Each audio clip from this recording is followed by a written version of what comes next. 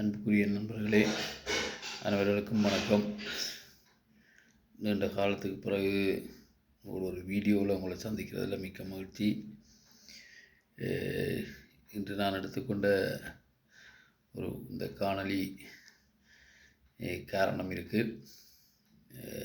சில காலங்களுக்கு முதல் பிரான்ஸில் ஒரு தமிழர் விளையாட்டு கழகத்தினால் ஒரு விளையாட்டு நிகழ்ச்சி நடந்தது.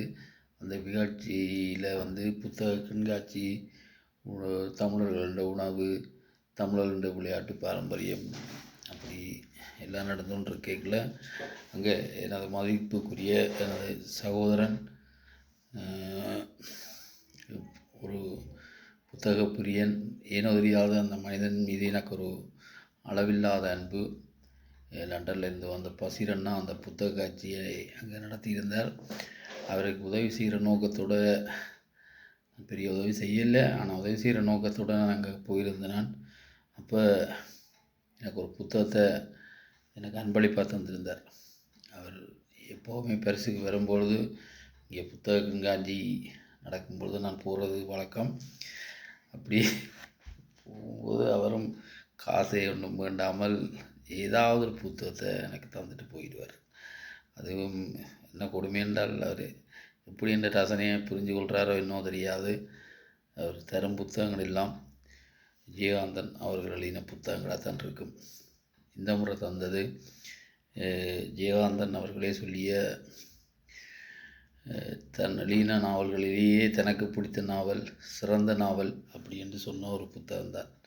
1973 அந்த புத்தகத்தை முதல் முறையாக அவர் எழுதி வீடன் அதில் தொடர்கதையாக இருந்தவர். அது பிறகு ஒவ்வொரு பதிப்பகங்கள் அதை பதித்து அவர் வெளியிட்டிருந்தவனும். இந்த முறை தந்த புத்தகம் இதான் அந்த புத்தகம்.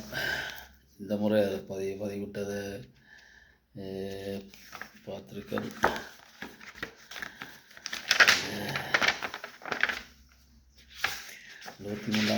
தெரியும்.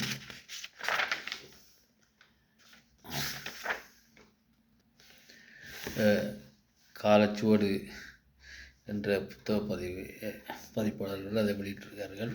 இதுதான் அந்த புத்தகம்.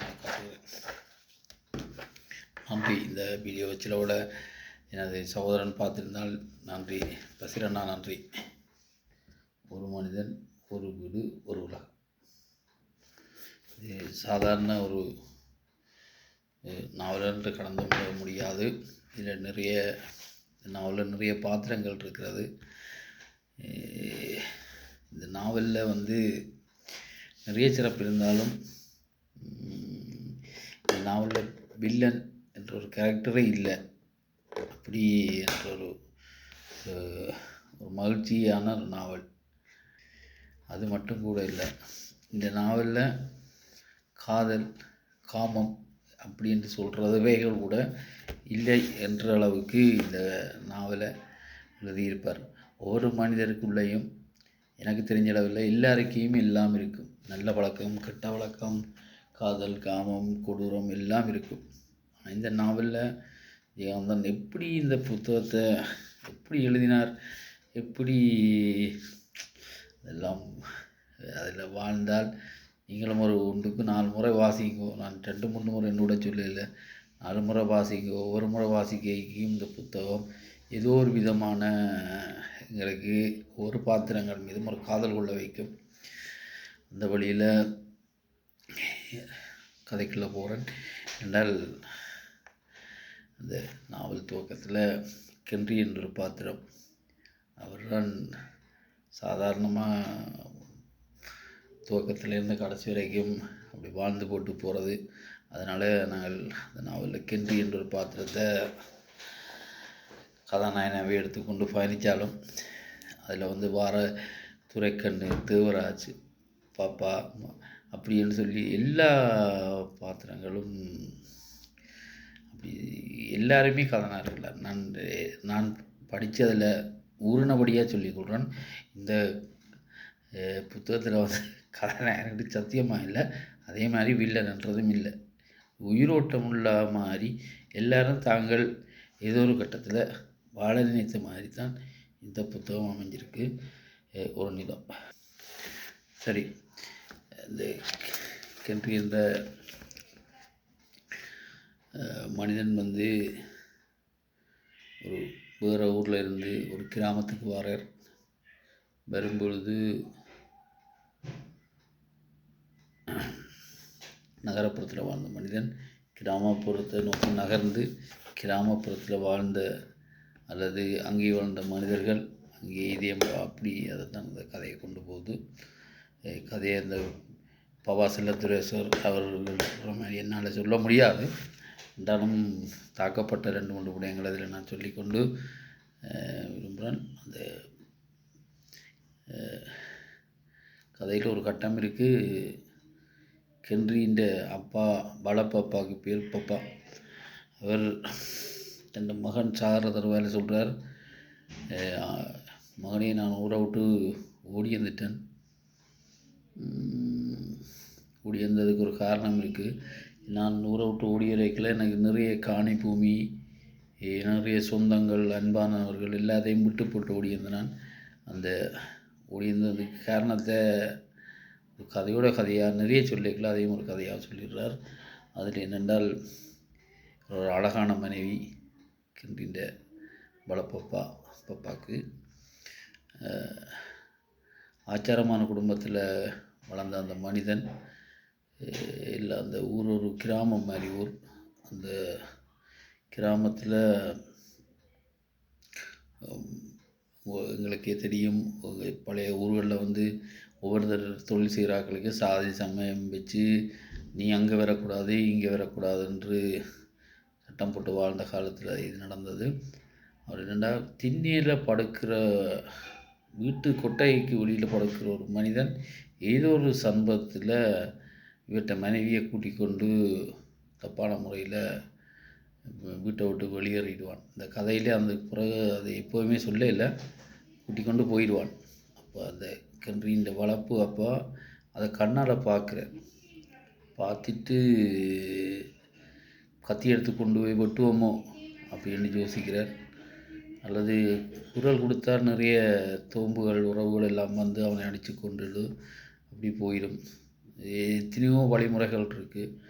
ஆனால் எதையும் செய்யாமல் அந்த கென்றி என்ற அப்பா அதை செய்த ஒன்று நான் எங்கேயுமே இந்த புத்தகத்துலேயுமே அல்லது வேறு நண்பர்கள் கூட நகைச்சுவையாக கூட பகிர்ந்து கொள்ளாத ஒரு அதே மரியாதைக்குரிய ஜெயந்தன் சார் இருந்தார். மனைவி அவர் அந்த வேலைக்காரனும் இல்லை, திண்ணையில் ரோட்டில் படுக்கிற ஒருத்தனோட இடம் இல்லை என்று படுக்க விட்ட ஒரு மனிதனோட வீட்டை விட்டு 12 மணி 1 மணிக்கு போகும்போது கண்ணால் கண்டு விடுறதுக்கு சரியான காரணத்தை பதிவு செய்கிறான் மனுக்கு. ஏனென்றால் நான் அவர்களை வெட்டி இருந்தால் நான் கொலைகாரனாக ஜெயிலுக்கு போயிருப்பேன். ஊரில் அதை பிடிச்சி கொடுத்துருந்தால் ஊரார் தான் தன் குல மரியாதைகள் போயிடும் அப்படின்னு சொல்லிவிடுவாங்க. அவள் என்ன சொன்னாலும் அப்படி 1000 பிரச்சனைகளை யோசிச்சுட்டு உலகத்தில் யாருமே நம்ம இன்னும் சொன்ன மாதிரி எடுக்காத முடிவென்று எடுத்தான். அவர்கள் 2 பேரும் போகும் வரைக்கும் பொறுமையாக பார்த்து கொண்டு வந்துட்டு நீங்களே சொல்லிக் கொடுங்கள், அவர்கள் போன பிறகு அல்லது அவர்களுக்கு என்ன தண்டனை கொடுக்கலாம் என்றதை நீங்களே சொல்லிக் கொடுங்கள். ஒரு வினாடி. சரி, இப்போ நீங்கள் திரும்ப நான் சொல்கிறேன். அந்த ஒரு வினாடி என்னென்ன முடிவு எடுக்கிறான்டா, அவர்கள் போன பிறகு தானும் அந்த ஊரை விட்டு தன் மனைவி ஓடின பிறகு தானும் இந்த ஊரில் இருக்கக்கூடாதுன்னு அந்த ஊரை விட்டு ஓடுறான். அந்த வீட்டை பூட்டி அந்த வீட்டை திறப்பி எடுத்துக்கொண்டு அந்த வீட்டை விட்டு ஓடுறான். ஊர்ச்சனம் இவனும் மனைவியும் ஏதோ ஒரு பிரச்சனை காரணமாகத்தான் ஊரை விட்டு போனதாக இணைப்பார்கள் என்ற எண்ணத்திலே ஓடிட்டார். இப்படியாக இந்த நாவல்களை அழகாளி கொண்டிருந்தாலும் அந்த மகன் அப்பா இறந்த பிறகு இந்த கதை எல்லாத்தையும் கேட்டுக்கொண்டு அந்த ஊருக்கு வருகிறார். ஊருக்கு வரும் பொழுது தேவராஜன் என்ற ஒரு ஒரு அழகான நட்பு. நட்பென்றால் நாங்களெல்லாம் அப்படி நட்பு கிடைக்கணும்னு ஆசைப்பட்டாங்கள். அதுக்காக கிடைக்கலன்னு சொல்ல முடியாது. அப்படி ஒரு அழகான ஒரு நட்பு. எதுவும் கேட்காமல் எந்தவித பிரதிவாரம் இல்லாமல் ஒரு நண்பனாக இருக்கிறது. அந்த வீட்டில் போய் அவர் வாழ்கிறது. அவருக்கு அந்த வீட்டில் ஒரு ஒரு சகோதரி இருக்கிறார். அந்த அவாவுக்கு வந்து பேரை கூட மறந்துட்டேன். அது வந்து காரண பேர் சொல்லி கூப்பிடுவாங்க. அம்மா. ஆனால் அவன்கிட்ட கூட பிறந்த அக்கா. அதனால் அக்காண்டு கூப்பிட்றதா அம்மாண்டு தெரியாமல் சின்ன பிள்ளை இருந்த வளர்த்தபடியா அக்கம்மாண்டு அந்த கூப்பிடுவாங்க. அக்காவா அம்மாண்டு தெரியாத ஒரு படிங்க அந்த புத்தகத்தை. அதனால் அந்த புத்தகம் நிறைய கதை சொல்லும். அதில் துரைக்கண்ணு என்று சொல்லி அவர் தான் அவர்கிட்ட அப்பாண்ட தம்பியாராக இருப்பார், ஃபாதர்-இன்-லா.